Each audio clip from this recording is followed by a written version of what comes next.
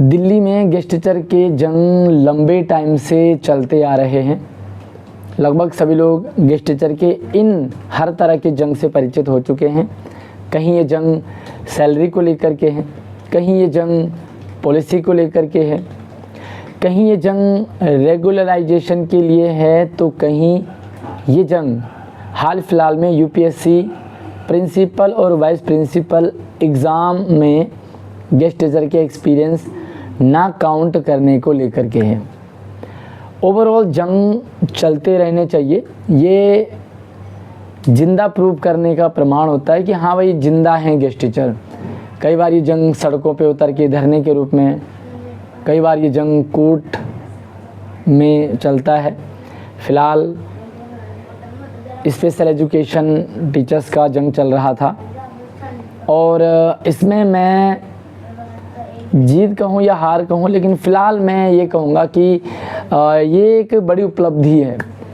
Guest teacher के मोड़ को एक नया रास्ता मिलेगा, गेस्ट टीचर के मुद्दे को एक नया मोड़ मिलेगा इस जीत की बात। जंग चल रहा था, पीछे आपने देखा कि स्पेशल एजुकेशन टीचर्स का जो कोर्ट में हियरिंग चल रही थी, 18 अगस्त इसकी आज लास्ट डेट हियरिंग हुई थी और हियरिंग का पॉजिटिव रिजल्ट ये रहा कि कोर्ट ने कह दिया इन स्पेशल एजुकेशन टीचर्स को रेगुलर किया जाए। अब आप ये मान के चलिए कि इसी तरह कोर्ट ने फैसला सुनाया था इससे पहले कश्मीरी माइग्रेंट टीचर्स के लिए। आपको थोड़ा सा मैं पीछे का इतिहास बता देता हूँ कि दिल्ली में क्या हुआ था। आम आदमी पार्टी की सरकार थी, कश्मीरी माइग्रेंट टीचर्स सरकार के पास गए रेगुलर अपनी पॉलिसी को लेकर के। आम आदमी पार्टी के संयोजक अरविंद केजरीवाल जी ने इन्हें रिजेक्ट कर दिया, जो कि सबके हितैषी बनते थे। उन्होंने कह दिया कि आपको हम रेगुलर नहीं करेंगे, कोई भी आपकी पॉलिसी नहीं बनाएंगे। उसके बाद कश्मीरी माइग्रेंट टीचर्स गए कैट में, कैट से वो जीत गए और जीतने के बाद कैट ने कहा कि भाई इन्हें रेगुलर किया जाए। अरविंद केजरीवाल की सरकार चली गई हाई कोर्ट। हाई कोर्ट में भी फिर कश्मीरी माइग्रेंट टीचर्स ने जंग लड़ी और वहाँ से भी ये जीते और ये अगले स्टेप में गए। हाई कोर्ट ने कहा कि भाई इन कश्मीरी माइग्रेंट टीचर्स को रेगुलर किया जाए, डिपार्टमेंट और सरकार जल्दी से जल्दी इन्हें रेगुलर करें। केजरीवाल की गजब की सरकार है, ये फिर से सुप्रीम कोर्ट चली गई, हम इन्हें रेगुलर नहीं करेंगे। सुप्रीम कोर्ट ने भी अंतिम फैसला सुनाया कि इन टीचर्स को, कश्मीरी माइग्रेंट टीचर्स को रेगुलर किया जाए, डिपार्टमेंट सरकार जल्दी से जल्दी करे। फाइनल रिजल्ट ये निकला कि सुप्रीम कोर्ट के ऑर्डर के बाद दिल्ली में आम आदमी पार्टी की सरकार ने कान पकड़ के इन कश्मीरी माइग्रेंट टीचर्स को रेगुलर कर दिया था और अभी वो रेगुलर हैं। और मार्केट में प्रचार किया कि जी हमने इनको रेगुलर कर दिया, जबकि सच्चाई मैंने आपको बता दी कि हर पल जो है आम आदमी पार्टी सरकार वो अड़चन पैदा करती रही। एंड में सुप्रीम कोर्ट ने रिजल्ट सुनाया और वो रेगुलर हो गए। सेम यहाँ पर भी ऐसा ही हमारे स्पेशल एजुकेशन टीचर्स के साथ है। फिलहाल सुप्रीम कोर्ट ने कह दिया कि इन्हें रेगुलर किया जाए। शर्त रखी वहाँ पे कि जिन गेस्ट टीचर को 10 साल हो गए, 10 साल इससे ज़्यादा हो गए, उनको रेगुलर किया जाए। सवाल ये है कि जिनको 10 साल ना हुए उनका क्या होगा। अच्छा, जिनको 10 साल हो गए उनका क्या, तो यहाँ पे भी 2 गुट मिलेंगे। पहले वो जो जिनके केस में नाम थे, वे सारे टीचर्स तो केस में नाम डालते नहीं, पैसा देना पड़ता है। आप जो भी सही केस होता है उसमें आप किसी न किसी तरह से इन्वॉल्व हो जाया करें। पैसों का ज़रूर ख्याल रखें कि कहाँ जा रहे हैं। अब यहाँ पे जिन स्पेशल एजुकेशन टीचर्स ने केस लड़ा था, अपना नाम दिया था और वो जीत गए, उनको कह दिया कि इनको रेगुलर किया जाए जिनको 10 साल हो गए। अब यहाँ पे 2 चीज़ें होंगी, एक जो केस में थे वो पॉलिसी में इन्वॉल्व होंगे, इनको रेगुलर कर दिया जाएगा। दूसरा वो जो जिनको 10 साल तो हो गए लेकिन वो केस नहीं किया था उन्होंने, अब इनकी भी टीम जाएगी और ये भी कोर्ट से सेम डिसीजन ऑर्डर लेकर के आएगी। लेकिन सरकार के पास भी फिर से 2 ऑप्शन है। एक तो सरकार सभी जिनको 10 साल से ज़्यादा होगा उनको सबको रेगुलर कर दें अपने आप ही, नहीं तो जो दूसरे हैं जो कोर्ट में नहीं गए थे वो कोर्ट जाएंगे और वो भी अपना ले करके आ जाएंगे। अच्छा, ये बाकी अन्य गेस्ट टीचर्स के लिए भी बहुत बड़ी जीत है। क्यों?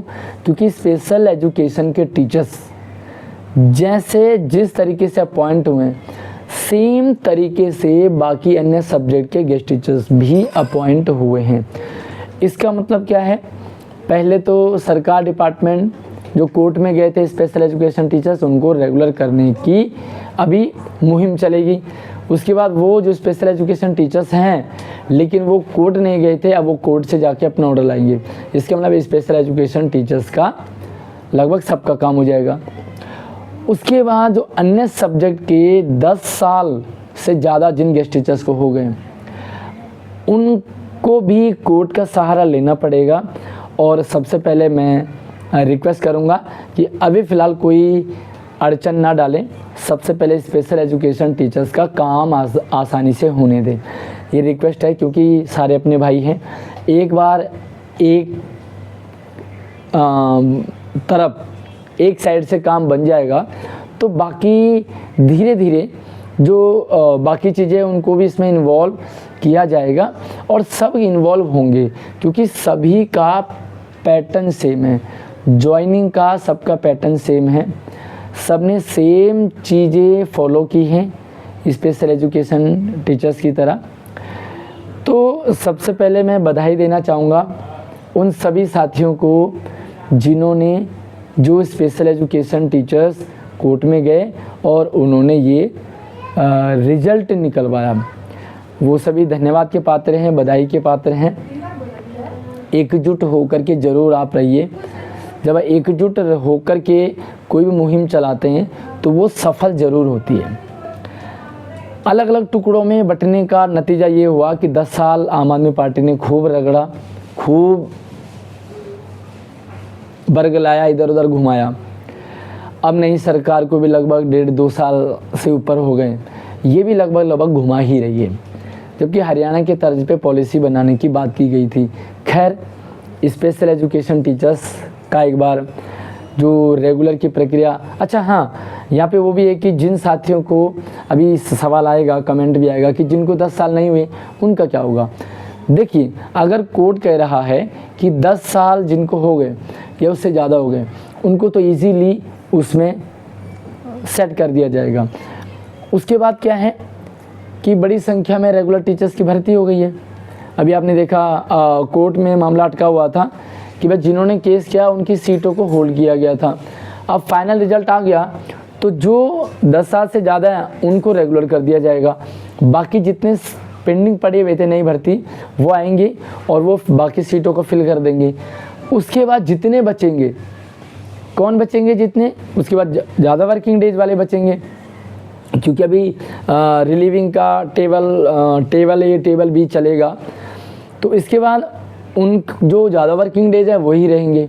अच्छा, वो रहेंगे तो जैसे जैसे उन्हें भी 10 साल पूरा होगा उनको भी धीरे धीरे इधर शिफ्ट कर दिया जाएगा उमा देवी जो जजमेंट है उसके अकॉर्डिंग।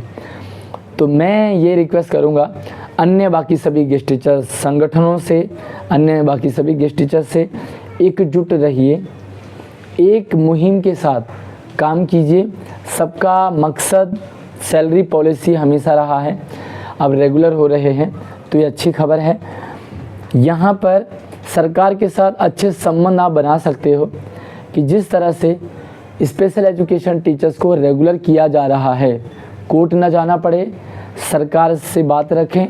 जिस तरह स्पेशल एजुकेशन टीचर्स के लिए कोर्ट का डिसीजन है, सेम अन्य सब्जेक्ट के लिए भी डिसीजन दिल्ली सरकार निकाल सकती है, शिक्षा विभाग निकाल सकती है आसानी से। अदरवाइज़ कोर्ट का रास्ता जो है वो पैटर्न फॉलो करना पड़ेगा।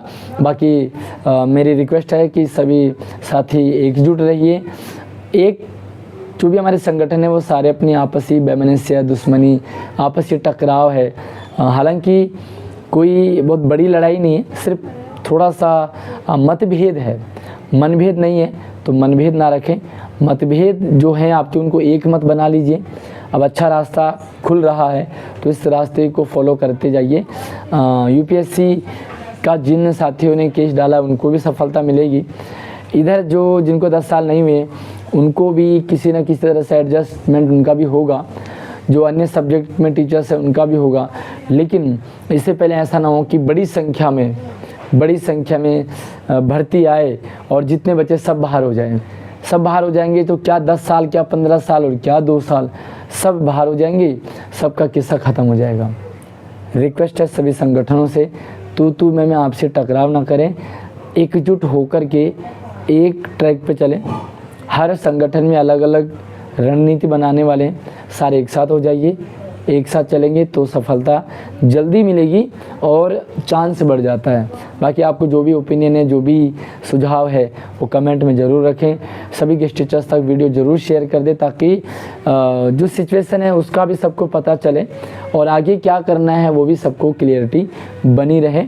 हम अलग अलग संगठनों के और अलग अलग के चक्कर में ना पिसे, क्या सही है क्या गलत है इसको परखने के लिए आप ज़रूर किसी सही जानकारी के साथ जुड़े रहिए। बाकी अगर आप हमसे जुड़े हैं तो आप चैनल को सब्सक्राइब ज़रूर कीजिएगा ताकि जो भी आगे की अपडेट है आप लोगों तक शेयर कर दी जाएगी। धन्यवाद।